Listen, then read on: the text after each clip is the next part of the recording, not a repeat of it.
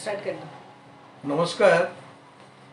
Movement four secular democracy એટલે secular લોકશાહી આંદોલનના આપણે ગુરુવારે મિટિંગને બધાને સ્વાગત છે.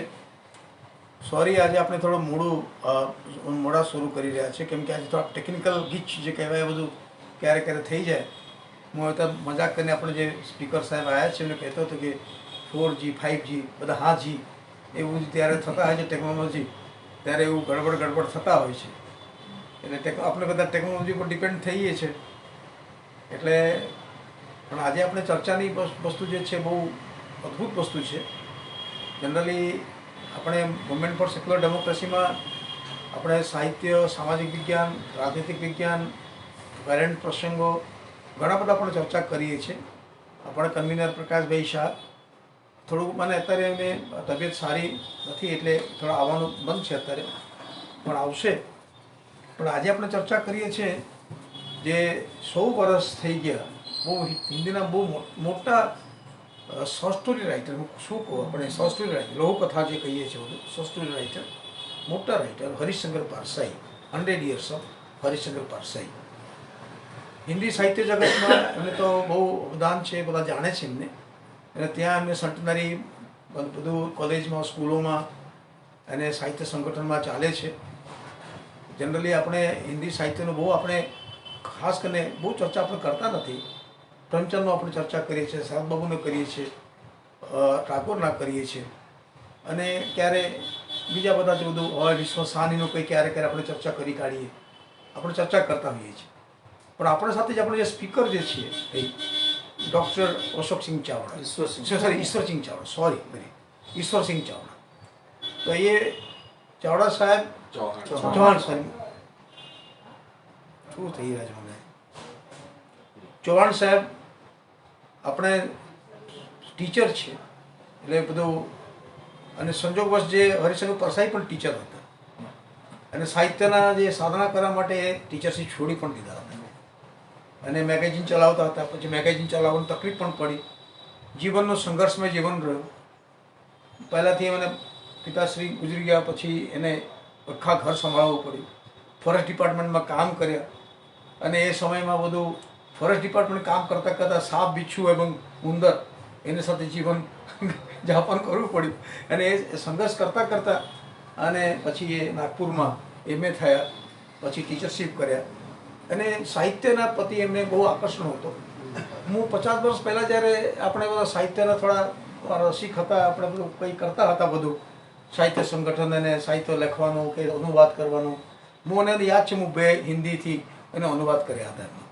અને 50 years બેકનું પછી હું મારા તો ચોપડી છે પણ અત્યારે આજે મારે જે મને મેમોરી જે છે આજે ચાવડા આપણે જે ચૌહાણ સાહેબ વાત કરશે તો મને મારી મેમોરી રિલાઇવન થઈ જશે. પણ મને એ વખતે લાગતો હતો આપણે ચેકઅપ મપાસા બહુ વાંચતા હતા આપણે, તો મને એ વખતે લાગતો હતો હી ધ ચેકઅપ ઓફ ઇન્ડિયા. મપાસો તો શોર્ટ સ્ટોરીના સર્જક હતા યુરોપમાંથી, એમ ત્યાંથી બધા લોકો ચેકઅપ ઇન્સ્પિરેશન લઈને શોર્ટ સ્ટોરી શરૂ કર્યા અને એને કારણે ઘણા બધા વર્લ્ડમાં પણ, યુરોપમાં ઘણા બધા શોર્ટ સ્ટોરી, ફ્રેન્ચ ઘણા આગળ હતા એ બાબતમાં, રશિયામાં. તો શોર્ટ સ્ટોરીના જે આપણે કહીએ ભારતમાં એટલા પ્રચલન બહુ હતા નહીં જે રીતે કે આપણા હરીશચંદ્ર પરસાઈ સાહેબે શરૂઆત કરી. મને એક કહાણી ખાલી યાદ છે કે એક ભાઈ બહુ લેફ્ટિસ્ટ હતા, એને પોતાના પિતાના એને શ્રાદ્ધ માટે ગયા જાય છે અને અસ્થિ વિસર્જન કરી રહ્યા છે. એને જે મજાક ઉડાયા છે બધું, જનરલી જે લેફ્ટિસ્ટ હોય, એગ્નોસ્ટિક હોય, માને આત્મા પ્રતાત્મા ભગવાન એનો માને નહીં, પછી એમને ગયામાં જઈને જે હાલત ખરાબ થાય છે, પછી એમને લઈને જે બધું મને એ પ્રકાર આજથી કેટલા વર્ષો પહેલાંની વાત છે બધું. આજે જનરલી એવા પ્રકારનું એક પ્રગતિશીલ સાહિત્ય, સેક્યુલરિઝમ લાવવાનું, પ્રગતિશીલ સાહિત્ય પણ લાવવાનું, એને એવી રીતે વાત કરવાની કે લોકોની મનમાં છૂઈ જાય કે તમે ક્યાં છો, જે તમને એક પ્રકારના સાયલેન્ટ ચાબુક પણ મારી કાઢે. Where are you? ચેકઅપના સ્ટોરીમાં એવું હતા કે 4 સાયની અંદર મનુષ્યની સ્થિતિ કેવા બની ગયા હતા, માણસ કેવા બની ગયા હતા કે એવા સ્લેવરી અંદર આવી ગયા હતા. તો તમને પણ તમે એક ઇન્ડિવિજ્યુઅલ એક્ઝિસ્ટન્સ પણ જે છે આજના સામાજિક સ્થિતિમાં તમે એવા સ્થિતિમાં આવી ગયા છો કે એ સ્થિતિની અંદર તમે તમારે જે પર્સનાલિટી જે કહેવાય, ડિગ્નિટી જે કહેવાય, ડિગ્નિટી ખતમ થઈ ગયા છે. તમે કોમ્પ્રોમાઇઝ જગલેના પગલે તમે કોમ્પ્રોમાઇઝ કરી રહ્યા છો. એ સાહિત્યનું કામ હોય છે. એ બધું એ રીતે બતાવવું, રસના માધ્યમને બતાવવાનું બહુ અદ્ભુત કામ હોય છે. અને હરીશચંદ્ર પરસાઈ સાહેબનું જે કામ મને બહુ અદ્ભુત છે. આજે આજે સંજોગ પોસાય આપણે તો જનરલી બહુ મુશ્કેલથી મળ્યા ચૌહાણ સાહેબ આપણે મનીષભાઈને કોન્ટેક્ટ કર્યા, પછી થ્રુ કોન્ટેક્ટ થયા. આપણે લગભગ મહિનાથી કોશિશ કરી રહ્યા છીએ એમને સંપર્ક કરવા માટે, પણ આજે આપણે હાથમાં આજે શું થયું છે કે જો આપણે તો ત્યાં તો મેલેરિયાના બધો પ્રકોપ થઈ રહ્યા છે, આપણે અહીંયા ધુઆ છે અત્યારે, અને સાહિત્યને પણ ધુઆ થઈ જાય છે અને ધુઆ પણ કરી કાઢ્યા છે. અને અને દિવાળીને કારણે ઘણા બધા લોકો વ્યસ્ત થવાને કારણે પણ તકલીફ પણ પડી રહ્યા છે. તો પણ આજે આપણે થોડું મોડું પણ શરૂ કરીએ, આપણે ટેકનિકલ પ્રોબ્લેમને કારણે.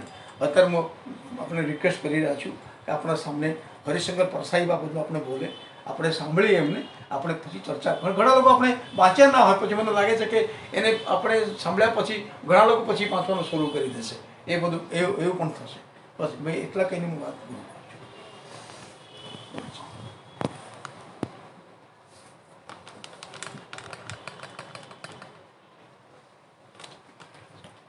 नमस्कार मित्रों,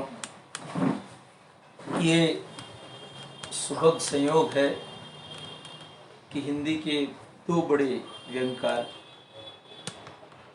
जिनकी चर्चा करने का मौका मुझे गुजरात में तकरीबन 1.5 महीने के अंतराल में मिला है. दूरदर्शन केंद्र अहमदाबाद से शरद जोशी पर एक कार्यक्रम रखा गया था. तो मैं जब शरद जोशी को पढ़ रहा था तो मुझे लगा कि ये ज़मीन जिस पर शरद जी खड़े हैं वो हरिशंकर परसाई की बनाई हुई है. और लगभग हिंदी में जितने व्यंगकारों ने, ज्ञान रंजन ने तो हरिशंकर परसाई को व्यक्तित्व निर्माता कहा कि लेखक के व्यक्तित्व के निर्माण में अगर कोई बड़ा लेखक जब व्यक्ति पढ़ता है तो कैसे वो अपने उस लेखक के प्रभाव से वो अपने नैतिक मानदंड घड़ता है कि मुझे जीवन जो है वो किस प्रकार जीना चाहिए. और मैं समझता हूँ कि परसाई जी ऐसे लेखक थे जिन्होंने समाज, जीवन, राजनीति, साहित्य, शिक्षा और व्यक्ति का व्यक्तित्व, कोई पक्ष ऐसा नहीं है जिस पर परसाई की नज़र न गई हो. वे स्वविवेक से लिखते थे. और जैसे एक डॉक्टर किसी मुर्दे का पोस्टमार्टम करता है और पोस्टमार्टम करके उसकी बीमारी को खोजता है और फिर समाज से कहता है कि ये बीमारी है, इससे दूर रहना, तो परसाई साहित्य में वही पोस्टमार्टम कर रहे थे. समाज में कहाँ बीमारी है, कहाँ फोड़ा फुंसी हो रही है, किस जगह से समाज पूरा संक्रमित हो रहा है, उन जगहों की खोज करना, ये एक बड़े लेखक की दृष्टि, अगर विजन उसके पास नहीं है, विवेक उसके पास नहीं है, तो वो इन चीज़ों को नहीं कर पाता. नामवर सिंह जी ने एक टिप्पणी की, नागार्जुन ने एक कविता लिखी, उस दोनों कहने के बाद मैं परसाई के व्यंगों पर आना चाहूँगा. नामवर सिंह जी ने एक जगह कहा कि पिछले 50 साल का साहित्य वो प्रोटेस्ट का, विरोध का साहित्य है, और उस विरोध में जो प्रखर आवाज़ उभर कर आती है वो है हरिशंकर परसाई की. हिंदी में भारतेंदु हरिश्चंद्र से ही निबंध लिखे जाते रहे. हरिश्चंद्र जी ने स्वयं, आप अगर देखेंगे उनके साहित्य को, तो भारत दुर्दशा में और कई लेखों में व्यंग का सहारा लिया, मगर वो व्यंग हास्य के तक था. व्यंग को विधा के रूप में बड़ी गंभीरता के साथ मैं कह रहा हूँ कि हिंदी साहित्य में अगर किसी ने प्रतिष्ठित किया तो वो हरिशंकर परसाई थे. परसाई जी का जन्म छोटे से गांव में हुआ जहाँ स्कूल नहीं थी. मध्य प्रदेश का छोटा सा गांव था. उनके पिताजी फिर एक स्थान से दूसरे स्थान पर व्यवसायों के कारण गए.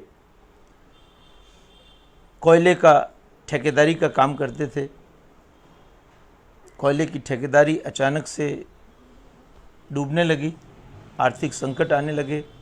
1936-37 में प्लेग फैला और प्लेग ने उनकी मातुश्री को छीन लिया. परसाई ने एक जगह लिखा है कि मैं उस वक्त मैट्रिक में था और 5 भाई बहनों में अकेला मैं ही मृत्यु की गंभीरता को समझ सकता था।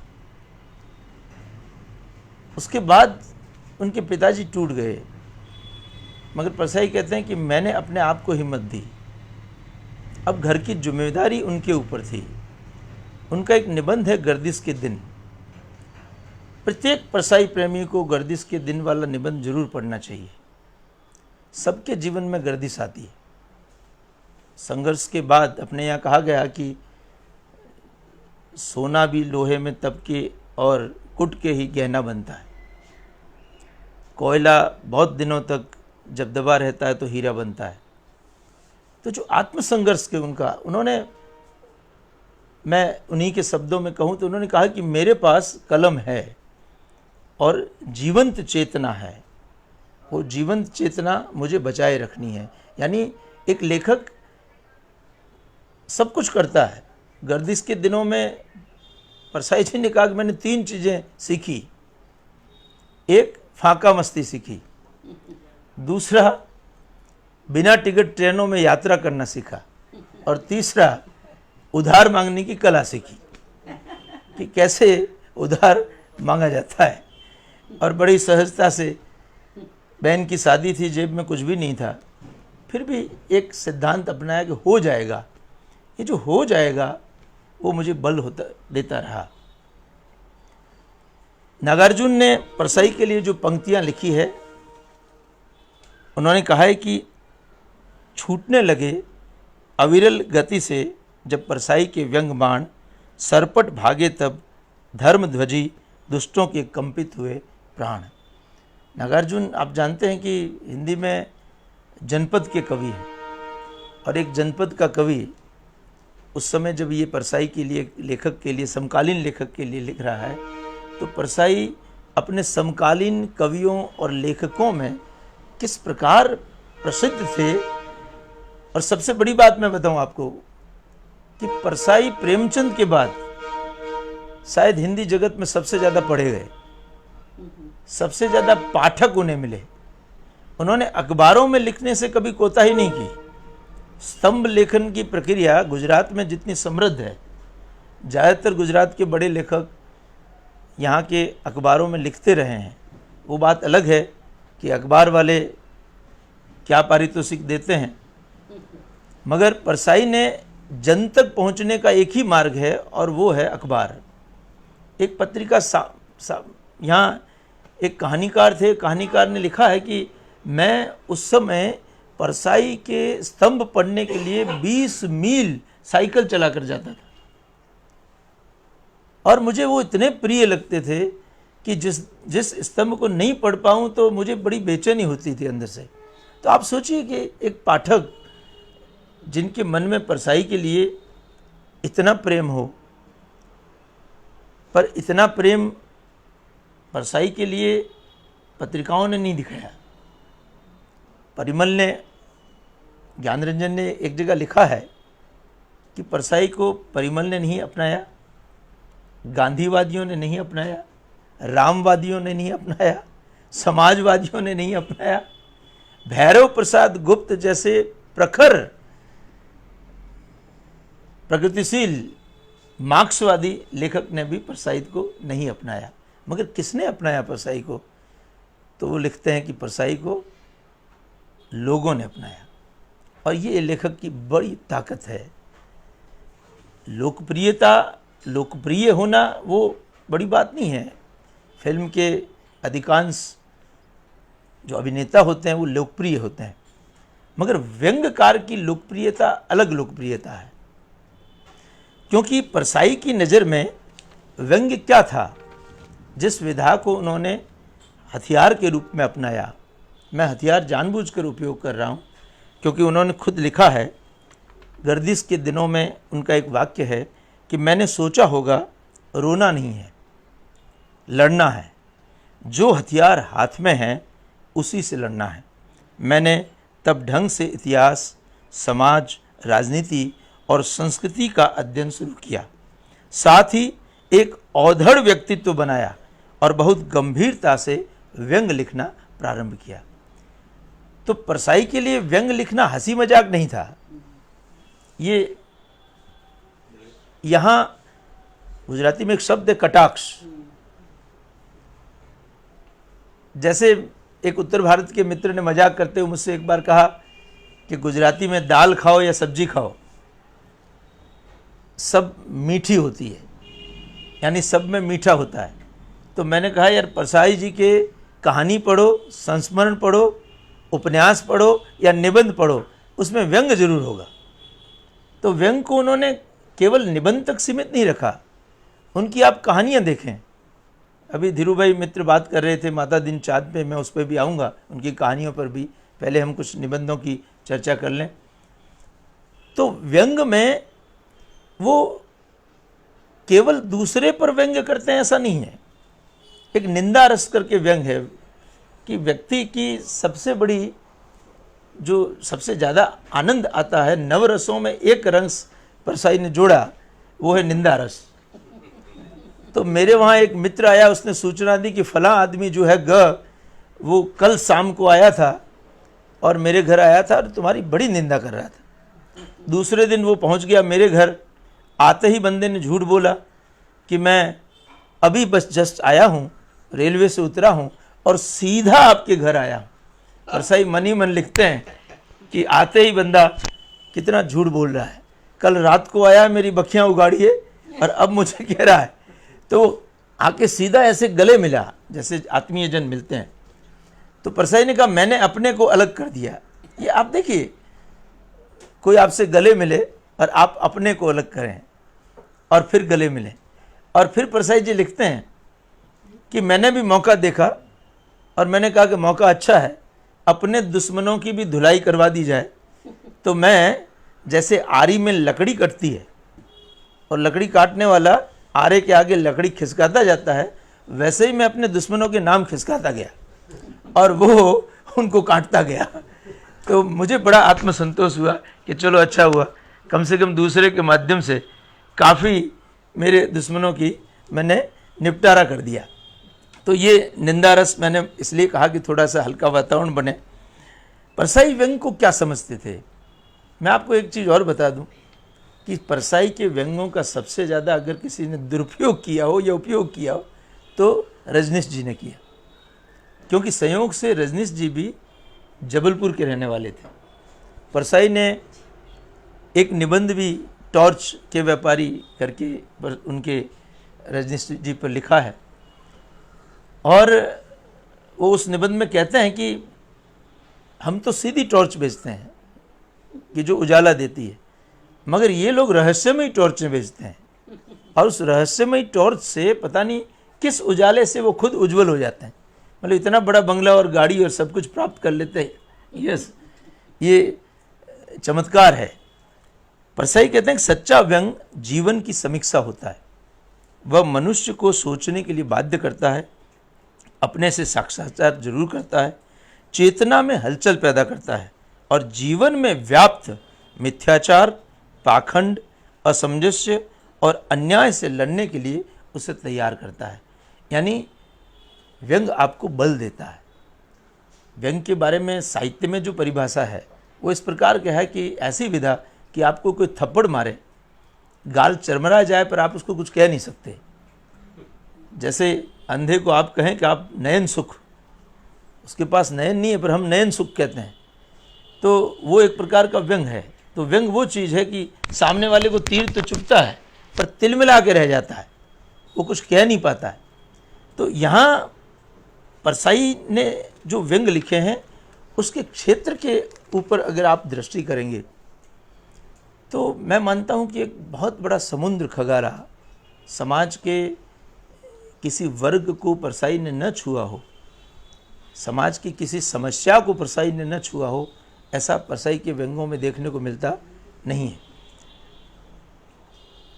आत्म आलोचना परसाई जी की जान है। देखिए व्यंगकार ज़्यादातर क्या करते हैं कि खुद को आप चाय ले सकते हैं, एक इन्वर्टेड कोमा में रख के, जिसको हम कहते हैं साइड में रख के समाज की बात करना।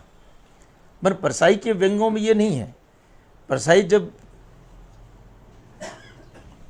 अपने व्यंग्यों में किसी मुद्दे की चर्चा करते हैं तो डंके की चोट पर करते हैं और अपने को साथ में जोड़कर करते हैं, अपने को बचाते हुए नहीं। जहाँ जहाँ उनको लगा कि जैसे कर कमल हो गए, उन्होंने कहा मुझे एक कॉलेज वालों ने बुलाया उद्घाटन के लिए, तो कल मेरे भी कर कमल हो गए। मैंने अपने कर कमलों से, मैं आगे संदर्भ पढ़ूंगा, उनका लेखन जो है बोलता है, उनकी दृढ़ता बोलती है, उनका साहस बोलता है। और जो व्यक्ति जितना ईमानदार होगा अपने लेखन में, अपने अभी समकालीन समय में एक शब्द बहुत प्रचलित है सोशल मीडिया पर, मैं तो पहले तो धन्यवाद आपको देना चाहूँगा मीनाक्षी जी कि आपने मुझे इस युग में पढ़ने के लिए बाध्य किया। ये अपढ़ता का दौर है कि जिसमें हर व्यक्ति जो है वो फेसबुक और व्हाट्सएप के माध्यम से सब कुछ जानता है और गहराई में जाके किसी को जानने की आवश्यकता रहती नहीं है। हम गुजरात में परसाई पर चर्चा कर रहे हैं। श्रीकांत वर्मा की एक कविता है कि कौशल ज़्यादा दिन तक जिंदा नहीं रह सकता क्योंकि कौशल में विचारों की कमी है। और जिस क्षेत्र में विचारों की कमी हो, मुझे लगता है परसाई सबसे ज़्यादा सार्थक वही है, वही योग्य समय है कि परसाई पर चर्चा होनी चाहिए। इसलिए आपने ये मंच दिया और परसाई पर चर्चा छेड़ी। गुजरात, अभी आप लोग चर्चा कर रहे थे कि गुजरात में सभी हिंदी लेखकों पर चर्चा हुई मगर परसाई को ज़्यादा नहीं देखा गया। ये दुर्भाग्य है। शरद जी टीवी के माध्यम से लोगों तक पहुंच गए, हरिशंकर परसाई नहीं पहुंच पाए, या उन पर ज़्यादा माता दिन चांद पर कुछ लोगों ने काम किया है। भोलाराम का जीव सिलेबस गुजरात के सिलेबस में है, एक और जन्मदिन गुजरात के सिलेबस में है, तो बच्चे उसके माध्यम से ज़रूर परसाई से थोड़ा परिचित होते हैं, मगर आम जन परसाई से लगभग अपरिचित हैं। विनोद भट्ट का गुजरात में हास्य लेखक में बहुत बड़ा नाम है। मैंने कुछ किताबें पढ़ी, गुजराती में कटाक्ष जिसको कहते हैं। विनोद भट्ट का कटाक्ष जो है ये हास्य लेखन के स्तर का है, मगर परसाई जब कटाक्ष करते हैं तो वो उनमें ईर्ष्या नहीं है, जलन नहीं है, एक प्रकार का प्रतिरोध लेने की भावना है। और वो प्रतिरोध सार्वजनिक जीवन को ठीक करने के लिए है। ऐसा नहीं है कि परसाई को पर्सनली तकलीफ तो एक लेखक को होती है, मगर सार्वजनिक जीवन में वो जब देखते हैं कि ये छद्म है, ये विडंबना है कि उनके घर पानी टपक रहा है। राम का दुख और मेरा एक निबंध उन्होंने लिखा कि 1 घंटे पानी बाहर बरसा और 2 घंटे घर में बरसा क्योंकि मकान मालिक इतना अच्छा है कि वो मकान को ठीक करवाना नहीं चाहता। तो मकान मालिक के मित्र घर पे आते हैं, वो बताते हैं कि यार तुम्हारा घर जो है टपक रहा है। तो मैंने कहा, मकान मालिक से मैंने कई बार कहा कि भाई ये घर टपक रहा है मगर आप सुधरवाते नहीं हैं। तो उन्होंने कहा नहीं, ऐसे नहीं सुधरता, मकान मालिक से ये कहो कि तुम्हारा घर गिर जाएगा, तुम्हारी दीवारें धर आके गिर जाएगी, तब मकान मालिक आपके मकान को ठीक करवाएगा। तो एक इंजीनियर को वो भेजता है और वो इंजीनियर कहता है कि आप एक काम कीजिए, अंदर से प्लास्टर करवा दीजिए। तो परसाई जी ने कहा कि मेरी चेतना जाग गई। मैंने कहा, इंजीनियर साहब अगर अंदर से प्लास्टर करवा दूंगा तो दीवारों में पानी उतरेगा, तो दीवारें जो है वो कमज़ोर हो के घर गिर जाएगा। तो तात्कालिक इंजीनियर साहब को कुछ काम याद आ गया और वो वहाँ से खसिक लिए। तब मुझे पता चला कि हिंदुस्तान में उद्घाटन से पहले पुल क्यों गिर जाते हैं। और अगर इसी तरह इंजीनियरिंग कॉलेज हर जगह खुलती रही तो सवाल ये होगा कि हम रहेंगे कहाँ। ये बहुत बराबर की पूरी हमारी जो शिक्षा पद्धति है। एक बार मुझे कहीं पढ़ने को मिला था कि मुंबई की किसी बॉयलर कंपनी ने एक एडवर्टाइजमेंट निकाली थी अपने यहाँ इंजीनियर, बॉयलर इंजीनियर को भर्ती करने के लिए, और उसमें नीचे उन्होंने लिखा था कि गुजरात की कॉलेज में इंजीनियरिंग करके आए हुए लड़के एप्लीकेशन न करें। तो मेरे ख्याल से ये सबसे बड़ा व्यंग है कि हाँ, हकीकत भी है कि आज जितनी इंजीनियरिंग कॉलेजें खुल गई है, परसाई ने उस समय ये वाक्य लिखा है। आप सो कि 100 साल पहले एक लेखक देख रहा है कि शिक्षा किस दिशा में जा रही है। वो एक जगह और टिप्पणी करते हैं हिंदी के पीएचडी पर कि पत्थर मारो ना किसी को रोड पे निकल के, तो पत्थर जिसको लगेगा वो हिंदी का पीएचडी होगा, डॉक्टर होगा। ये मतलब हालत जो है हमारे शिक्षा की है कि आप पत्थर मारें और हिंदी का पीएचडी आपको मिल जाए। तो परसाई की चिंता क्या है कि हमने जो शिक्षा की व्यवस्था पूरी खड़ी की है उसके मूल में कहीं कुछ गड़बड़ है और उसे सुधारना जरूरी है। परसाई समाजवादी आंदोलन के साथ जुड़े, स्वाभाविक है उस समय एक जोश था, लोगों को लगता था कि हम तुरंत समाज को समाजवादी ढंग से, जैसा आपका प्लेटफॉर्म है, कि बदल देंगे। परसाई ने लिखा कि समाजवाद आना चाहता है, तैयार बैठा है, धुरे पे तैयार बैठा है, मगर समाजवादी लड़ रहे हैं। वो सोच रहे हैं तुम नहीं मैं लाऊंगा, लाता कोई नहीं है। समाजवाद इंतजार करके वहीं का वहीं खड़ा है। तो उन्होंने न मार्क्सवादियों को छोड़ा, उन्होंने एक मार्क्सवादी की चर्चा की कि मेरे मित्र एक बड़े घोर मार्क्सवादी थे, उनके भाई को किसी और पक्ष में टिकट मिल गया तो वो तुरंत उनके प्रचार में, मार्क्सवाद उनका पेट में चला गया और वो उनके प्रचार में लग गए। ये जो छद्मता है व्यक्ति के व्यक्तित्व की, परसाई उसकी ओर उसको उघाड़ते हैं। और उघाड़ते वक्त परसाई कहते हैं कि आलोचना ऐसे नहीं होनी चाहिए कि मेरे मित्र की किताब अच्छी है, खराब है तो भी हम लिखें कि वाह वाह वाह वाह। आपने जैसा कहा कि जी कल्चर, सचिवालय में हाँ अगर कोई फ़ोन करे तो सामने वाला जी बोलता है, वो जी कल्चर वहाँ से आया। और दुर्भाग्य से ये जी कल्चर इतना हमारे खून में, शरद जी ने कांग्रेस के लिए लिखा था एक बार कि कांग्रेस हमारे संस्कारों का हिस्सा बन चुकी है। आज मुझे किसी पार्टी के लिए कहना हो गुजरात में तो आप कहने की आवश्यकता नहीं है कि कहीं न कहीं हमारे संस्कारों का हिस्सा एक पार्टी बनती जा रही है। और हम भूल जाते हैं, अगर उसकी टीका टिप्पणी या चर्चा करते हैं तो डरते हैं कि कहीं हमको कोई नुकसान न हो जाए।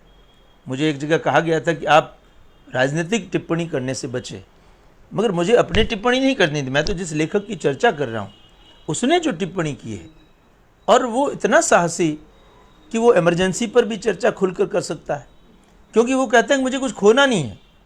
अरे भाई, जिसको कुछ प्राप्त करना हो उसको खोने का डर होता है। परसाई को कुछ प्राप्त नहीं करना था।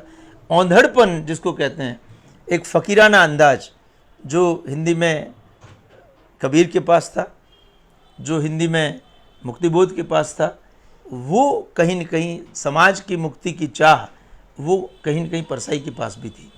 और जिसके पास वो चाह हो वो भय से काम नहीं लेता, वो बेबाक होकर अपनी बात करता है। परसाई के लिखे हुए मैं जुमले नहीं कहूँगा, जुमले ऊपर छल्ले होते हैं और ज़बान से निकलते हैं। दिल की गहराइयों से जब कोई बात निकलती है तो सूत्र बन जाते हैं, लोगों की ज़बान पर चढ़ जाते हैं। आपने, मनीषी भाई मुझे बता रहे थे कि आपने उनके फेसबुक वॉल पर बार बार परसाई को पढ़ा, तो परसाई पर चर्चा करने का एक आपको लगा कि परसाई पर चर्चा होनी चाहिए। कुछ सूत्र उनके साहित्य से मैं चुनकर लाया हूँ। वो लिखते हैं कि बांट कर खाने वाला कभी भी पकड़ा नहीं जाता। कितनी बड़ी बात है। ये जो संस्कृति है पूरी, वो मिल बांट के खाने वालों की है। नीचे से ऊपर तक स्रोत जाता है। और परसाई जी ने एक निबंध में लिखा है, माता दिन चांद पे कहानी में माता दिन समझाता है पुलिस वालों को कि एक निर्दोष आदमी को हम सजा दिलाएं तो क्या लोग प्रश्न नहीं करेंगे? तो माता दिन कहता है प्रश्न करेंगे ना, आपके पास उत्तर होना चाहिए। तो वो पूछते हैं क्या उत्तर होगा? तब वो व्यक्ति कहता है सिर्फ एक उत्तर रट लो, सब ऊपर से हो रहा है, इसमें मेरी कोई गलती नहीं है। यानी एक कांस्टेबल इंस्पेक्टर को कहेगा, इंस्पेक्टर डीवाईएसपी को कहेगा, डीवाईएसपी एसपी को कहेगा, एसपी आईजी को कहेगा, आईजी पुलिस मंत्री को कहेगा, और पुलिस मंत्री भी वही उत्तर देगा, सब ऊपर से हो रहा है, हमारी कोई गलती नहीं है। ये जो ऊपर से हो रहा है, कोई रेस्पॉन्सिबिलिटी लेने के लिए तैयार नहीं है। गलती सब कर रहे हैं, जिम्मेदारी किसी के पास नहीं है। ये आज के तंत्र, आज की व्यवस्था जो है उसका हिस्सा धीरे धीरे बन रहा है। तो आप भोलाराम का जीव एक कहानी है, उस कहानी के माध्यम से परसाई जी ने हमारे तंत्र के अंदर जो भ्रष्टाचार घुस गया, किस कदर भ्रष्टाचार घुस गया है कि भोलाराम का जीव वो यमलोक में जाना था, भोलाराम मर जाता है, चित्रगुप्त यमराज बैठ के हिसाब लगाते हैं, पता चलता है कि एक जीव छटक गया है, हिसाब में गड़बड़ है, तो चर्चा करते हैं पता लगाओ कौन है, तो हिसाब में पता चलता है कि या तो कोई वकील होगा या कोई नेता होगा या कोई अधिकारी होगा। तो चित्रगुप्त कहते नहीं नहीं भोलाराम करके है। अरे वो तो गरीब आदमी था, वो कैसे छटक सकता है, पता नहीं कैसे छटक गया। तो उस समस्या को देखकर नारद जी तो सब जगह पहुंच ही जाते हैं। अपने भारतीय साहित्य का विलक्षण चरित्र है नारद, कि वो हर जगह होता है। तो नारद कहते हैं कि मैं अगर आपकी इजाज़त हो तो पृथ्वी पर भोलाराम के लिए जाऊं। तो नारद जी धरती पर आते हैं। यमराज कहते हैं देखो किराए के मकान में रहता था, किराया देने का पैसा नहीं था, पिछले 5 साल से पेंशन के लिए चक्कर मार रहा था, ठीक है। अगर असली मकान मालिक होगा, अब शब्दों पर ध्यान देना, तो निश्चित रूप से मकान से बेदखल कर दिए गए होंगे उसके परिवार को, इसलिए हो सकता है तुम्हें एड्रेस ढूंढने में तकलीफ पड़े। अब नारद जी आते हैं अपनी वीणा लेकर और घर में जाते हैं, पत्नी से पूछते हैं कि भोलाराम जी की, तो अपनी बात कहती है महाराज क्या करें, 5 साल से पेंशन पर उतरे थे, बर्तन भांडे बिक गए, घर में जो कुछ सामान था बिक गया, फांके पड़ रहे थे उसमें ये भी चले गए, अब तो कोई निराधार मैं तो हो गई हूँ, आप ही कुछ कर दीजिए। तो नारद जी तुरंत अपनी वीणा जो है संभालते हैं कि कहीं देनी न पड़े, पर चलो कि मैं तफ्तीश करता हूँ। तो वो औरत से कहते हैं कि आत्माएं जब यहाँ रहती है तो मन कहीं रुक जाता है, किसी में अटक जाता है। देखिए ये मैंने जब बहुत साल पहले पढ़ता था तो भोलाराम का जीव पढ़ा था, ये वाक्य पता नहीं क्यों मेरे अंतस में अटक गया, यही सूत्र है। औरत कहती अच्छा, महाराज पूछते हैं कि हमारे पति की अन्य किसी में रुचि थी, तो कहते हैं महाराज घर परिवार में रुचि होती, अन्य किसी में तो कैसे रह सकती। तो वो स्पष्टीकरण करते हुए नारद जी कहते हैं नहीं मैं किसी औरत वरत की, तो वो नाराज हो जाती है, अरे कैसी बात करते हो, महाराज हो और ऐसी बात करते हो, चरित्रहीनता की। मेरे पति की अन्य किसी स्त्री में वो कभी नज़र उठा के देखते नहीं थे।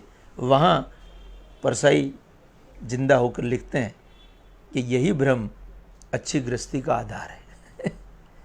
कितनी बड़ी बात है कि स्त्रियों को ये भ्रम बना रहे कि मेरा पति किसी और की तरफ नज़र उठा के नहीं देखता, ये इससे गृहस्थी बची रहती है। नारद जी कार्यालय में जाते हैं और वहाँ जाके भोलाराम के जीव की फाइल तलाश करते हैं।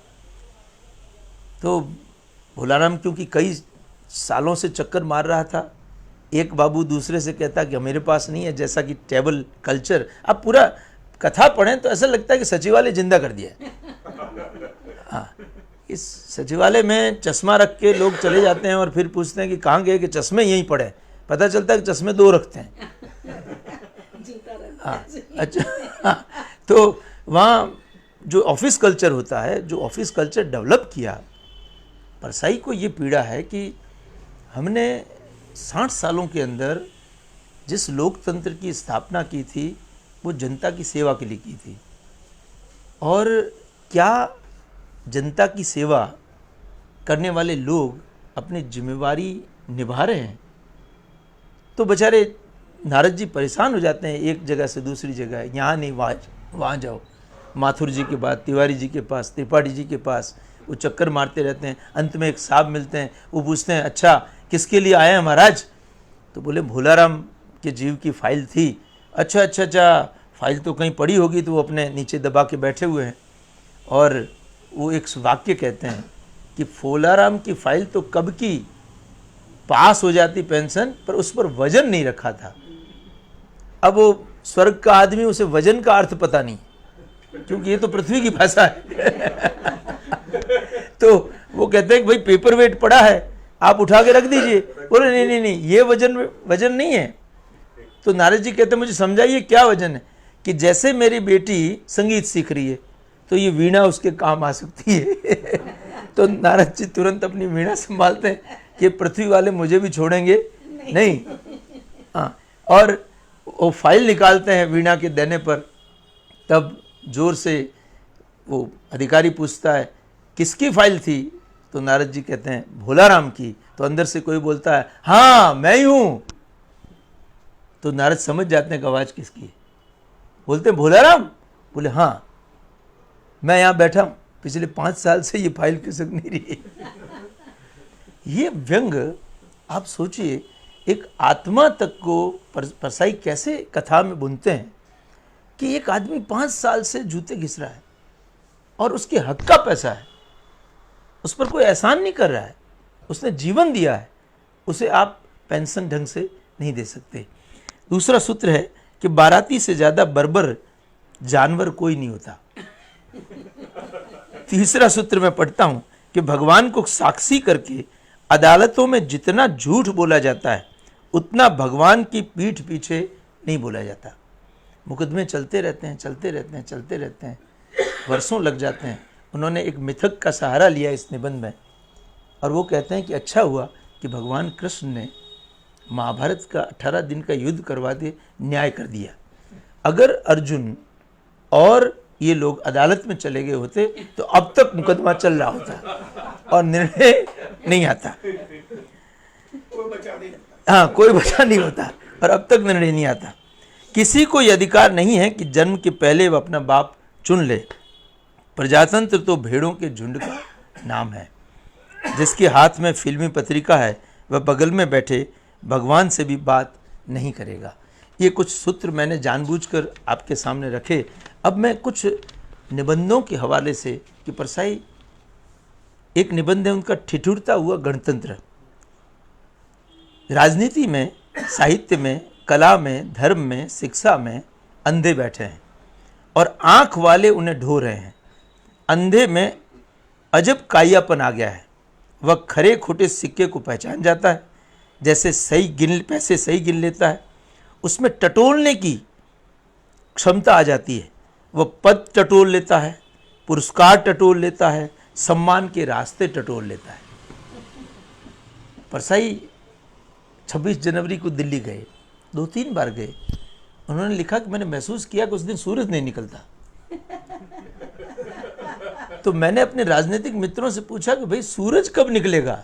आप सोचिए ये सामान्य भाषा में कितना बड़ा व्यंग है। तो राजनेता कहता है अभी 25 साल और दे दो, सूरज निकाल लेंगे। और शायद हम लोग भी पिछले 14-15 सालों से सूरज निकलने का इंतजार कर रहे हैं। जरूर अच्छे दिन का सूरज निकलेगा। राम का सुख और मेरा। मैं समझ गया कि ज्यों-ज्यों देश में इंजीनियरिंग कॉलेज खुलते जा रहे हैं त्यों-त्यों कच्चे पुल और तिकड़ने वाली इमारतें क्यों अधिक बनने जा रही है। और जब हर जिले में इंजीनियरिंग कॉलेज हो जाएगा तब हम लोग कहाँ रहेंगे। ये प्रश्न परसाई हमसे करते हैं। लिटरेचर ने मारा तुम्हें। इसमें बड़ा अच्छा व्यंग है लक्ष्मी जी पर, कि लक्ष्मी जी जो है ना वो समुद्र मंथन से निकली, देवताओं के पक्ष में चली गई, पर लक्ष्मी जी दानवों के समर्थन के बिना, सहयोग के बिना नहीं निकलती। आप सोचिए, मैं भी लक्ष्मीपति परसाई कहता हो जाए, पर मुझे दानवों का सहयोग नहीं लेना। और लक्ष्मी गई कहाँ। उस सरस्वती और लक्ष्मी की तुलना एक व्यंग में करते हैं कि सरस्वती सभ्य है, उसकी सवारी भी सभ्य है। लक्ष्मी उल्लू पर सवारी करती है। कई बार मेरे घर की तरफ आई, मगर सवारी तुरंत कहती है उधर नहीं जाना, वो मेरा दुश्मन है, वो हमारी जाति का दुश्मन है। आप सोचो किस और संकेत कर रहे हैं। बौद्धिक रूप से परसाई हमें कहते हैं कि उल्लुओं का विरोधी एक बौद्धिक व्यक्ति हो सकता है। और पूरी उल्लुओं की प्रजाति, ऐसा नहीं है कि परसाई ने लिख दिया, लोगों ने पढ़ लिया और छोड़ दिया। मैं आपको बता दूं कि परसाई को लोगों ने पीटा, उनके पांव तोड़ दिए और हॉस्पिटल में सोते हुए भी उन्हें अंधश्रद्धा का दौर, क्योंकि लोग पांव छूने आते थे, तो उन्होंने वो निबंध वहाँ लिखा। ये जो पीड़ा है, आप मेरे पांव तोड़ सकते हैं, मेरी आत्मा को नहीं तोड़ सकते। शरीर तो बाहरी चीज़ है, आप तोड़ सकते हो। विरोधियों ने शरीर तोड़ा और बार बार ये प्रार्थना करते रहे, फिर भी परसाई कहते मैंने लिखना छोड़ा नहीं। डंके की चोट कहा कि मैं तुम्हारी खटिया खड़ी करते रहूँगा, चाहे मेरे पांव टूट गए। लिटरेचर ने मारा तुम्हें, उसमें परसाई लिखते हैं कि पूजा अपनी प्रकृति से मेल नहीं खाती। किसी की पूजा करेंगे तो या तो उसका नुकसान होगा या अपना। जब वो छोटे थे तो पटाखे चलाते थे। एक अंतर्राष्ट्रीय मुद्दा कैसे एक बड़ा लेखक उठाता है, बोले जैसे जैसे बड़ा होता गया और प्रौढ़ होता गया तो मैंने पटाखे चलाना छोड़ दिया। चीन ने अब परमाणु बम छोड़ा है। परसाई ने कहा चीन का अभी बचपन चल रहा है और रूस अपने परमाणु बम से निजात पाना चाहता है, क्योंकि वो प्रौढ़ हो चुका है। ये लिटरेचर ने मारा तुम्हें में आगे वो लिखते हैं कि पुस्तक लिखने वाले से पुस्तक बेचने वाला बड़ा होता है, कथा लिखने वाले से कथावाचक बड़ा होता है, सृष्टि निर्माता से सृष्टि को लूटने वाला बड़ा होता है, लक्ष्मी दानवों के सहयोग के बिना प्राप्त नहीं की जा सकती। वो कहते हैं लक्ष्मी भी चंचल है, वो मोनोपोली पसंद करती है। तो कहाँ गई? सामान्य देव के पास नहीं गई, सीधे विष्णु जी के पास चली गई, क्योंकि इस विष्णु जी मोनोपोली वाले हैं, सुंदर है, ठीक है, धन वाले हैं, अधिक समृद्ध है, तो उन्हीं के पास गई। तो लक्ष्मी हमारे पास क्यों आएगी? वो मोनोपोली वाले लोगों की। और मोनोपोली क्या करती है? तो परसाई ने कहा मोनोपोली किसी को पनपने नहीं देती। आप सोचिए, वो चाहे राजनीति का क्षेत्र हो, चाहे आर्थिक क्षेत्र हो, चाहे सामाजिक क्षेत्र हो, जब कुछ लोग हथकंडा बना के बैठ जाते हैं तो फिर वो किसी को पनपने नहीं देते। बरगद के नीचे कोई पेड़ बड़ा, पौधा बड़ा नहीं होता है, ये मोनोपोली है। वो लिखते हैं कि लक्ष्मी उन्हें कहाँ मिली? वह सीधे विष्णु के पास गई और गले लग गई। दूसरे देवताओं ने प्रोटेस्ट नहीं किया, करने भी कैसे, करते भी कैसे? विष्णु बड़े थे, शक्ति तो धन में, रूप में और चातुर्य में।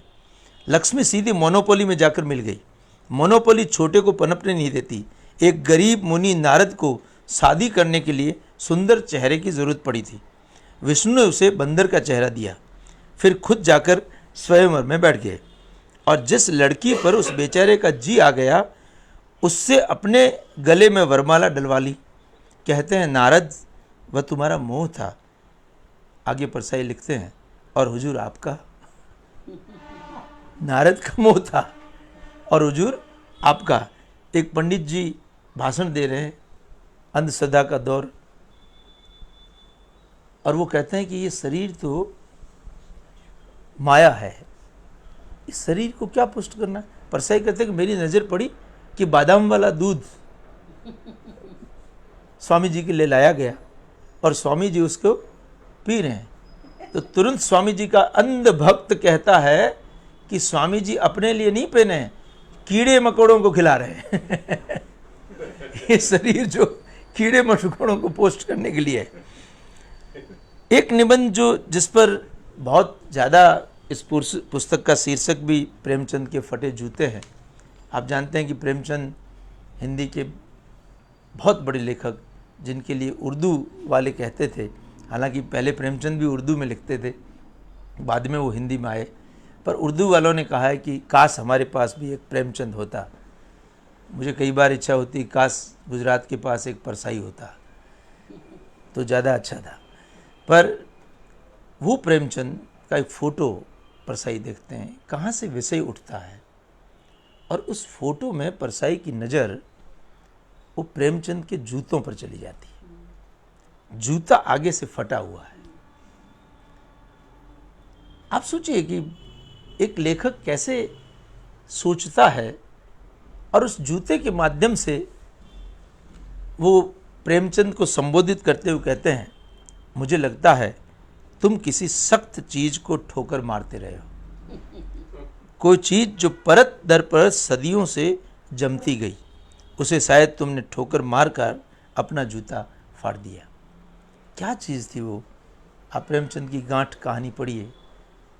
एक आदमी जो गरीब है, पंडित जी के वहाँ मुहूर्त निकालने जाता है और पंडित जी कहते हैं कि मुहूर्त तो निकाल दूंगा, पहले लकड़ी चीरा। और वो लकड़ी चीरते चीरते चीरते पूरे दिन धूप में शाम को प्राण खो देता है, मगर गांठ खुलती नहीं है। ये जातिवाद की गांठ है जो समाज में किसी न किसी प्रकार आज भी इतनी जड़ हो चुकी है कि उसको खोलना आसान नहीं है। वही गांठ, वही जड़ता पर प्रेमचंद प्रहार करते रहे। और स्वयं परसाई ने लिखा कि वैसे तो मेरा जूता भी खास मजबूत नहीं है, वो भी आगे से फटा हुआ और काटता हुआ है। तो ये कुछ निबंधों के माध्यम से मैंने एक ऐसे लेखक की चर्चा की जिन्होंने जीवन को व्यापकता से देखा और बड़ी बेबाकी के माध्यम से उन्होंने अपनी बात रखी। मैं एक निबंध, समय है? हाँ, तो मैं एक निबंध जो उनके गर्दिश के दिन, उसके थोड़े अंश आपके सामने पढ़ना चाहूँगा। आप शीर्षक देखिए व्यंग्य निबंधों के, कंधे श्रवण कुमार के। इस निबंध में परसाई जी लिखते हैं कि आजकल के बच्चे, दो लड़कों की चर्चा है इसमें, कि अब एकलव्य अंगूठा नहीं देता, अब एकलव्य अंगूठा मांग लेता है। समय बदल रहा है, आप एकलव्य का अब अंगूठा काट नहीं सकते। हमको एक आज्ञाकारी पीढ़ी सोचने की आदत सी पड़ गई है, अब सवाल करने वाली पीढ़ी खड़ी हो रही है। और परसाई इस बात से खुश है कि पूरा जो बदलाव आ रहा है, वो एक कॉलेज में जाते हैं और कॉलेज में जाके लड़के लड़कियों से कहते हैं कि मैं तुम्हें केवल इतना ही कहने आया हूँ कि यहाँ बैठे लड़की लड़की सब अंतर्जातीय विवाह कर देना, सब अंतर्जातीय विवाह कर देना। समाज को बदलने का यही एक तरीका है और तुम ऐसे ही समाज को बदल सकते हो। ये तुम्हारा सबसे बड़ा विद्रोह होगा। आगे का निबंध जिस पर उन्होंने चरित्र पर मैंने चर्चा की, निंदा रस के बारे में भी हमने, प्रेमचंद के फटे जूतों पर भी चर्चा की। एक बात, ठिठुरते हुए गणतंत्र में उन्होंने राज्य जब झांकियाँ निकालता है, तो चूंकि ये गुजरात का संदर्भ है इसलिए मैं पढ़ना जरूरी समझता हूँ, बात गुजरात में हो रही है। उन्होंने लिखा है कि गणतंत्र समारोह में हर राज्य की झांकी निकलती है, ये अपने राज्य का सही प्रतिनिधित्व नहीं करती। सत्यमेव जयते हमारा मोटो है, मगर झांकियाँ झूठ बोलती है। इनमें विकास कार्य, जनजीवन, इतिहास आदि रहते हैं। असल में हर राज्य को उस विशिष्ट बात को यहाँ प्रदर्शित करना चाहिए जिसके कारण पिछले साल वह राज्य मशहूर हुआ। गुजरात की झांकी में इस साल दंगे का दृश्य होना चाहिए। आप सोचिए कितना बड़ा लेखक कहता है कि तुम जो कर रहे हो वो क्यों नहीं दिखाते, तुम्हारी कमियां क्यों नहीं दिखाते, ये भी झांकी का अंश होना चाहिए। गुजरात की झांकी में इस साल दंगे का दृश्य होना चाहिए। जलता हुआ घर और आग में झोंके जाते बच्चे। पिछले साल मैंने उम्मीद की थी कि आंध्र की झांकी में हरिजन जलाते हुए दिखाई जाएंगे, मगर ऐसा नहीं दिखा। यह कितना बड़ा झूठ है कि कोई राज्य दंगे के कारण अंतर्राष्ट्रीय ख्याति पाए लेकिन झांकी सजाए लघु उद्योग की। दंगों से अच्छा गृह उद्योग तो इस देश में दूसरा नहीं है, ये परसाई लिख सकते हैं। दंगे करवाए जाते हैं, प्रायोजित करवाए जाते हैं। एक पुलिस वाले ने एक बार कहा था सम्मेलन में, विभूति नारायण प्रगतिशील लेखक संघ के सदस्य हैं, कि पुलिस चाहे तो 1 घंटे में किसी भी राज्य में दंगे समाप्त कर सकती है। मगर मैं एक पुलिस कमिश्नर के ओहदे से निवृत्त हुआ हूँ, मुझे मालूम है कि दंगे कई बार हमारे द्वारा भी प्रायोजित होते हैं और पुलिस जानबूझकर उसको प्रोत्साहित करती है।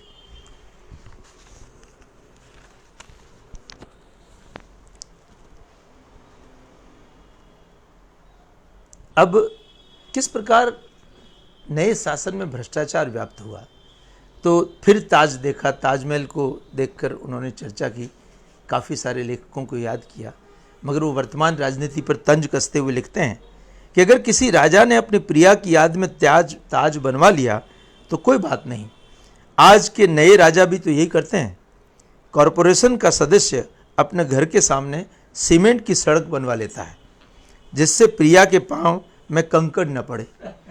घर के सामने बिजली का खंभा लगवा लेता है ताकि प्रिया अंधेरे से न डरे। प्रजातंत्र में भी हजारों छोटे छोटे शाहजहां हैं। उन्हें जब भी मौका मिलता है अपनी प्रिया के लिए जनता के पैसे से कुछ कर ही देते हैं। हर मुमताज उम्मीद लगाए बैठी है कि चुनाव में हमारे शाहजहां जीतने वाले हैं और आगामी मंत्रिमंडल में पुनर्गठन में उन्हें जगह दी जा रही है। आप सोचिए कि एक निबंध है उनका, कहावतों का चक्कर।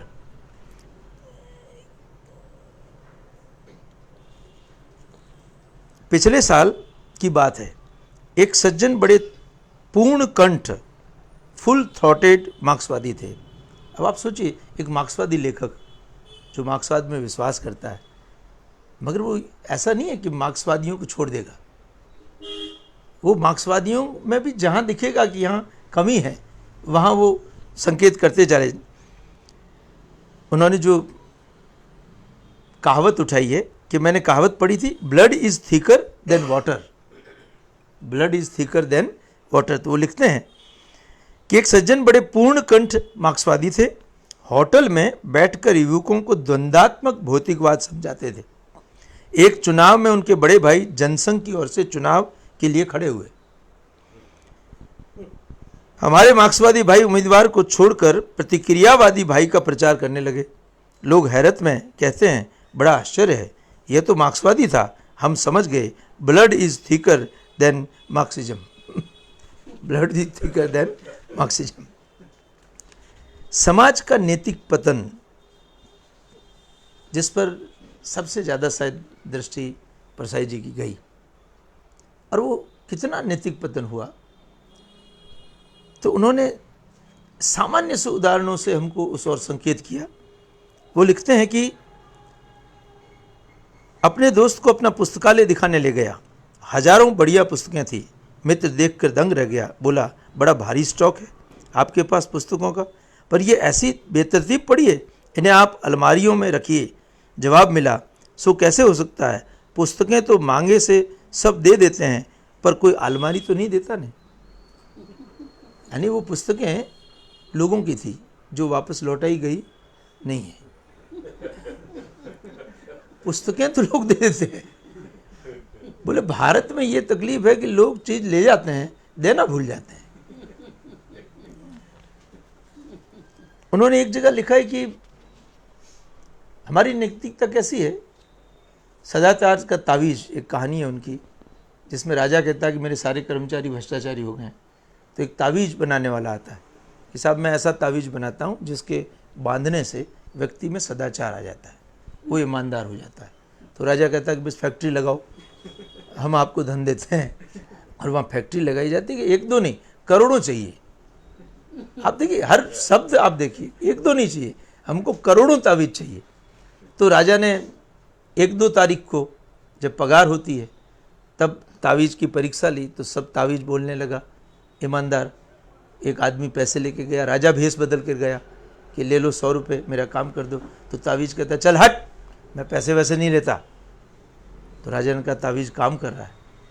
राजा को दोबारा याद आया तो 31 तारीख को गए। 31 तारीख को जेब खाली हो जाती, तो उन्होंने कहा लो 500 रुपये। तो तावीज के अंदर से आवाज़ आई, आज 31 से ले ले।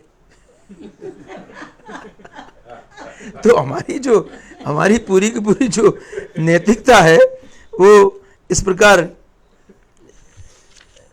कैसे ढह जाती है। एक और उदाहरण वो लिखते हैं कि सफलता के महल का सामने का आम दरवाज़ा बंद हो गया है। कई लोग भीतर घुस गए और उन्होंने कुंडी लगा दी है। जिसे उसमें घुसना है वह रुमाल नाक पर रखकर नापदान में घुस जाता है। आसपास सुगंधित रुमालों की सुगंधें लगी है। लोग रुमाल खरीद कर उसे नाक पर रखकर नापदान में घुस रहे हैं। मतलब कुछ लोगों ने सफलताओं को अपने में कैद कर रखा है और वो किसी और को अंदर आने देना चाहते नहीं हैं। एक समय हो रहा है, हाँ, वकील और डॉक्टर के पेशे पर उनके शब्द हैं। वकील की टेक्निक डॉक्टर जैसी होती है। सफल डॉक्टर वह है जो मरीज को न मरने दे पर इलाज चलता रहे। सफल वकील वह है जो मुवक्किल को न जीतने दे न हारने दे, बस मुकदमे चलते रहे। इसलिए सफल डॉक्टर और सफल वकील के हाथों अपने को सौंपना खतरे से खाली नहीं है। अपने खतरे से खाली नहीं है, मतलब सफल वकील और डॉक्टर जो है, मैं अकाल उत्सव, देखिए इस देश में घायल वसंत और अकाल उत्सव पर भी परसाई जी ने लिखा। अकाल का उत्सव कौन मनाते हैं? मैं जब छोटा था तो मुझे याद है, अकाल पड़ता था, हमारे वहाँ पानी की बड़ी कमी आ जाती थी, तो जो ओवरसियर आते थे काम करवाने के लिए, वो एक घर में एक बंदा काम करने जाता था और 7 के नाम लिखता था। तो अधिकारी, परसाई जी कहते हैं कि भगवान से प्रार्थना, अधिकारी की पत्नी भगवान से प्रार्थना करती है कि हे प्रभु, इस बार अकाल पड़ ताकि मेरे श्रीमान को अकाल में काम करने का मौका मिले। मौका इसलिए मिले कि पिछली बार पड़ोस का अधिकारी लाभ ले गया, इस बार हमको भी लाभ मिल सके। क्रांति की बात पर घायल वसंत का एक 2-4 वाक्य मैं पढ़ता हूँ। वसंत अपने आप नहीं आता, उसे लाया जाता है। सहज आने वाला तो पतझड़ होता है। वसंत नहीं, अपने आप तो पत्ते झड़ते हैं। नए पत्ते तो वृक्ष का प्राण रस पीकर पैदा होते हैं। वसंत यूं ही नहीं आता, शीत और गर्मी के बीच जो जितना वसंत निकाल सके निकाल ले। 2 पाटों के बीच में फंसा है देश का वसंत। पाट और आगे खिसक रहे हैं। वसंत को बचाना है तो जोर लगाकर इन दोनों पाटों के पीछे ढकेलो, इधर शीत को उधर गर्मी को, तब बीच से निकलेगा हमारा घायल वसंत। ये वसंत कौन सा है? देश की विकास का वसंत, आशाओं का वसंत, लोगों के सपनों का वसंत, जो कहीं न कहीं 2 पाटों के बीच में फंस चुका है। और उसे निकालने के लिए जन संघर्ष, ये जब धकेलने की बात लेखक करता है तो वो है जन संघर्ष। और सबसे बड़ी पीड़ा परसाई को अगर किसी बात पर होती है तो इस बात पर होती है कि लोगों की चेतना मर रही है, संघर्ष की चेतना मर रही है। लोग बोलना बंद कर रहे हैं, मूक मौन सब कुछ सहन कर रहे हैं। ये लेखक की सबसे बड़ी पीड़ा है।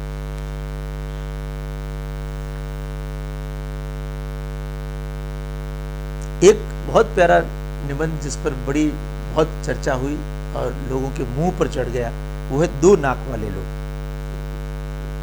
अपने समाज में आप जानते हैं कि प्रतिष्ठा का नाक होता है, नाक कट गया, एक मुहावरा भी प्रचलित है।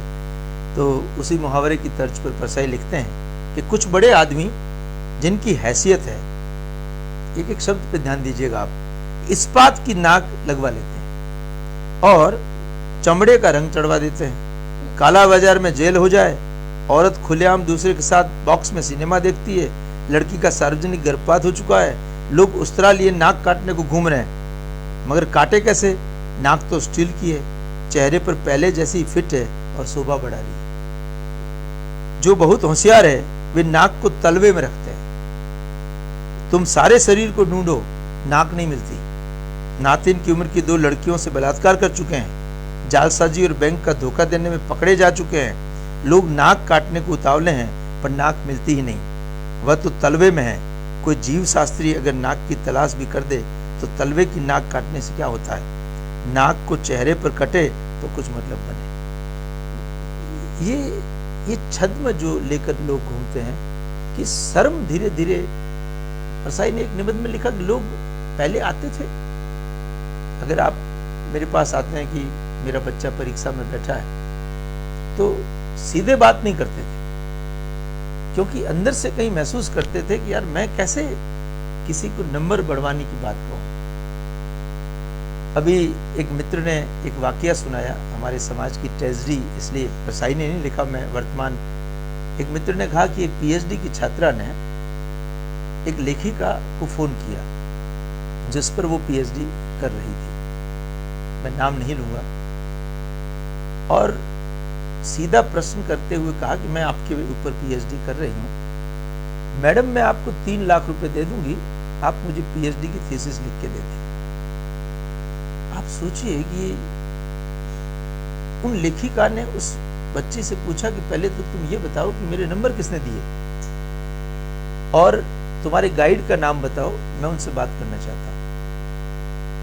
और उन्होंने गाइड को फोन किया और कहा कि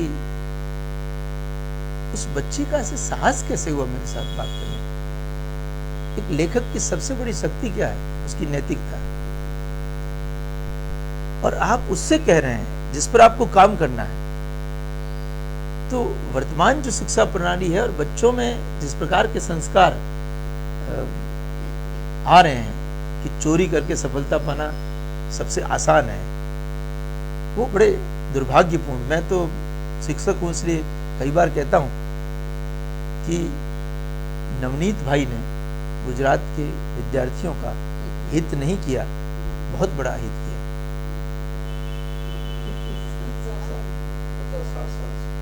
हाँ, और बच्चों से आप कहो 11th क्लास पढ़ा रहा था, उस समय किताबें नहीं आ चुकी थी पर गाइड नहीं बनी थी, और जब होमवर्क देते थे चर्चा करने के बाद तो बच्चे असमंजस्य में होते थे, कैसे करेंगे?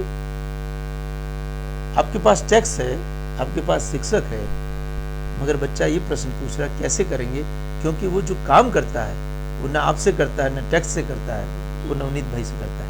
मुझे किसी से राग द्वेष नहीं है, मगर जो कुंजी कल्चर आया, वो चाहे प्राथमिक विद्यालय से यूनिवर्सिटी तक, कुंजी कल्चर ने हमारे विद्यार्थियों की बौद्धिक क्षमता को कहीं न कहीं बहुत बड़ा नुकसान पहुंचा है। मैं ये कहना चाहता हूं। आगे जिस कुछ कहानियों की बात हो जाए, निबंधों की बहुत बात की, उनकी कहानियों में सबसे अच्छी कहानियां मैंने भोलाराम का जीव और माता दिन चांद पे शुरुआत में मैंने चर्चा की थी। ये बड़ा रोचक किस्सा है और वो हमारी अफसरशाही, हमारा पुलिस तंत्र जिस प्रकार से काम करता है, सभी को माता दिन चांद एक बार जरूर पढ़ना चाहिए। भोलाराम का जीव भी एक बार जरूर पढ़ना चाहिए। माता दिन चांद पे चांद से एक रिक्वेस्ट आती है कि हमको एक अधिकारी, पुलिस अधिकारी भेजा जाए, और बड़े साहब जा नहीं सकते तो इंस्पेक्टर माता दिन को वहां भेजा जाता है। और सही लिखते हैं माता दिन वहां गए और उसके बाद पुलिस लाइन का, जब वो पूरा पुलिस लाइन देख रहे थे तो पहला प्रश्न किया कि हनुमान जी का मंदिर कहाँ है? तो चांद वालों ने कहा हमारे वहां हनुमान नहीं होते। तो नहीं, वो पहले पुलिस वाले हैं, इसलिए पुलिस लाइन में हनुमान होना अनिवार्य है। तो पहला काम ये करो कि जितनी पुलिस लाइनें हैं सब में हनुमान जी का मंदिर करवाया जाए। बहुत सहज भाषा में किस और संकेत कर रहे हैं। फिर वो रजिस्टर चेक करते हैं कि मुकदमे कैसे चले, तो देखा रजिस्टर में कोई मुकदमा नहीं। तो पुलिस वाले से पूछते हैं अरे कोई एफआईआर दर्ज नहीं हुई? तो उसने कहा हमारे वहां गुनाह होते ही नहीं है। बोले आप सब बेकार लोग हैं, काम नहीं करते हो, ऐसे थोड़े हो सकता है, एक मुकदमा होने दो। तो एक लड़के की पिटाई होती है, उसकी मृत्यु हो जाती है और माता जी कहते हैं अब इसकी तफ्तीश मैं करूंगा। सबसे पहले वहां के आईजी से, पुलिस मंत्री से बात करके माता जी कि कैसे सुधार किया जाए, तो माता जी सलाह देते हैं, आप जरा संकेत समझिएगा, कि पुलिस वालों की पगार घटा दी जाए। जब पगार घटेगी तो ये चुस्त दुरुस्त हो जाएंगे, क्योंकि ऊपरी आय आदमी को ज्यादा सक्रिय रखती है। तो पगार घटा दी गई, वो पहला काम माता जी ने वहां करवाया। अब पुलिस चुस्त दुरुस्त हो गई। अब माता जी एक खून के केस की तफ्तीश करते हैं, तो कहते हैं साहब किसने खून किया उस आदमी को पकड़ना पड़ेगा। नहीं नहीं नहीं, बोले ऐसे नहीं, हमारे वहां पहले एविडेंस खोजे जाते हैं, खूनी तो बाद में पकड़ा जाएगा। तो एविडेंस कैसे बनाए जाए? तो माता जी पूछते हैं इसको कौन लेके आया, खून किसके वहां मिला? तो बोले साहब एक आदमी है, वो उसको पहुंचा गया तो उसके शरीर पे, उसके कपड़ों पे खून लगा था, बुलाओ उसको बुलाया जाता है कि भाई तुम्हारे कपड़ों पे खून कैसे? तो उसने कहा साहब ये घायल पड़ा था तो मैंने उसको हॉस्पिटल पहुंचाया। अच्छा, तुमने उसको हॉस्पिटल पहुंचाया, तुम वहां क्या कर रहे थे? तो उसने कहा मेरा घर है वहां, मेरे घर के सामने पड़ा था तो मैंने हॉस्पिटल पहुंचा दिया। तो तुम्हारा घर वहां क्यों है? अब आप प्रश्न देखिए। उसने कहा अरे ये कोई प्रश्न है, मेरा घर वहां है पर तुम वहां क्यों हो, तुम ही क्यों हो? इसलिए सबसे पहले तुम पर मुकदमा दायर होगा और एक निर्दोष आदमी को पकड़ा जाता है। वहां की पुलिस कहती है कि अरे साहब एक निर्दोष आदमी को पकड़ेंगे तो ऊपर वाले पूछेंगे? तो बोले कोई नहीं पूछेगा, पूछेंगे तो कह देना कि ऊपर से आदेश है। और जैसा मैंने पहले कहा कि ऊपर से आदेश वाला जुमला अंतोतगत्वा चलता रहता है। और माता दिन चांद पर जितने दिन रहते हैं अवस्था ये आ जाती है कि वहां के मिनिस्टर को लिखना पड़ता है कि माता दिन को वापस बुलाया जाए, क्योंकि स्थिति बड़ी खराब हो चुकी है। अब कोई आदमी डूबते बच्चे को बचाता नहीं, जलते हुए घर को बुझाता नहीं, मरते हुए को घायल को हॉस्पिटल पहुंचाता नहीं, क्योंकि सब डरने लगे हैं कि अगर पहुंचा दिया तो मैं ही फंस जाऊंगा। देखिए ये जो तुम्हारी व्यवस्था है इस पर कितना बड़ा व्यंग है। मानवीयता सबसे बड़ी चीज है, और अगर मानवीयता ही नहीं बचेगी इंसान के अंदर तो सारा उपक्रम किसके लिए? इंसानियत बचाने के लिए। और परसाई इस और संकेत कर रहे हैं माता जी के माध्यम से कि ये जो मानवीयता है वो कैसे तंत्र खत्म करता है। तो व्यक्ति की गलती नहीं है, व्यवस्था कहीं न कहीं व्यक्ति को रूढ़ कर देती है, जड़ कर देती है, और वो व्यवस्था इस प्रकार आदमी को जो है वो आदमी नहीं रखती, कहीं न कहीं पत्थर बना देती है। तो मैं समझता हूं कि परसाई की यात्रा कई निबंधों के माध्यम से और कथा के माध्यम से मैंने आपके समक्ष प्रस्तुत। परसाई एक ऐसे साहित्यकार है, समुद्र में गोता लगा दो ये चक्रव्यूह में फंस जाओ। एक बहुत पहले एक फिल्म आई थी अलादीन और 40 चोर, तो 40 चोर अलादीन के खजाने में घुस जाते हैं तो कुछ साथ में लेके नहीं गए, खजाना बहुत बड़ा है, अब 2 हाथों में कितना पकड़ सकते हैं आप। तो उनकी जो स्थिति होती है कुछ कुछ वो मेरी स्थिति थी कि मैं क्या पकड़ूं और क्या छोड़ूं। फिर भी मैंने अपनी तरफ से कोशिश की है कि हरिशंकर परसाई आप तक पहुंचे। मैं चाहता हूं कि गुजरात के ज़्यादातर लोग हरिशंकर परसाई को भारत के लेखक के रूप में नहीं, बल्कि अमर सिंह जी ने एक बार कहा था, सलमान रश्दी ने भारतीय लेखकों पर एक व्यंग किया था और शायद हिंदी लेखकों पर किया था। तब नामवर सिंह जी ने कहा था कि आज परसाई होते तो सलमान रश्दी को उसकी भाषा में जवाब देते। काश हमारे बीच परसाई होते। शताब्दी उनको लेखन 1942 में पहला लेख छपा था, 1995 तक उन्होंने लेखन कार्य किया और समाज को अपनी दृष्टि से देखते रहे। पर परसाई भारतीयता को चाहते थे। ऐसा नहीं है कि एक कहानीकार जब उनके पास जाते हैं और वो पूछते हैं कि आपने क्या पढ़ा है, तो कहानीकार गोरकी को पढ़ा है, टॉलस्टॉय को पढ़ा है, चेखव को पढ़ा है, गोंगोल को पढ़ा है, बहुत सारी किताबों को पढ़ा है। परसाई उस समय बीमार थे, बहुत सारे प्रगतिशील लेखक चारों तरफ बैठे थे और उस कहानीकार से परसाई कहते हैं कि कभी रामायण और महाभारत भी पढ़ लिया कर। तो हमारे जीवन मूल्य के उत्सव वो हमारी अपनी धरोहर में है, उसको छोड़कर हम बाहर से समाज को नहीं बदल सकते। ये परसाई की धारणा रही। प्रगतिशील थे, जीवन भर मार्क्सवादी विचारधारा के अनुसार लिखते रहे। नेहरू के मरने के बाद गहरे विषाद में वो फंसे। उन्होंने एक जगह लिखा है कि फांसीवाद अब प्रबलता से आगे बढ़ेगा क्योंकि उसको रोकने वाला अब नहीं रहा। और मैं समझता हूँ नेहरू को जितना गहराई से परसाई ने समझा होगा, गांधी को जितना परसाई ने समझा होगा, भारत को जितना भारत के समाज को जितना परसाई ने समझा होगा, हम भी परसाई की आंखों से इस समाज को देखेगा। इसी वाक्य के साथ मुझे आपने बोलने का अवसर दिया, इसके लिए धन्यवाद।